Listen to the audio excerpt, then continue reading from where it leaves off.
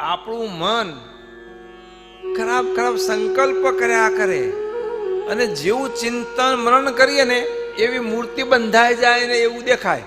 કાંઈ ના હોય તો પણ પછી એવું જ દેખાયા કરે. પણ ખરાબ છે, ખરાબ બહુ થાય છે, ખરાબ બહુ થાય છે, આ મને બહુ થાય છે, એ મનન નહીં કર્યા કરવાનું. જેવું મનન કરીએ ને તો માર્ગે પસાર થાય, અહીંયા ભૂત થાય છે, અહીં ભૂત થાય છે. તો જાણે તમે નીકળો ને અહીં ભૂત થાય છે, પછી રાત્રે નીકળો આ ભૂત થાય છે, પછી આકાર એવો દેખાય. શું દેખાય? હો છે હો.